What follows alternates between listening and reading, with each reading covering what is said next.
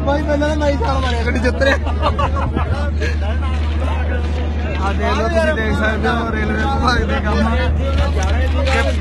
अज train number 1414 जिहड़ी कि जम्मू तवी तो लैके गंगानगर तक जाती है, धूरी तो चल के तकरीबन राजो माजरे पिंड तक पहुंची सीगी ते इहदा इंजन घट तो घट 2-2.5 किलोमीटर अगे जा चुकिया। ट्रेन दे सारे डब्बिਆਂ ਨੂੰ पिछे छड्ड गया। तो फिर अंमृतसर वाले जो हादसे होंगे फिर सरकार इन्हों दी इनक्वायरियां करदियां ने क्यों नहीं इनू चलण तो पहला शंटिंग मैन इन्हू चंगी तरह चेक करता।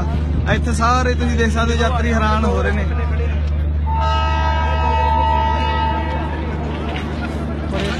देख लो ये ट्रेन नंबर है 1414, इनू वध तो वध वायरल करो प्लीज सारे जने।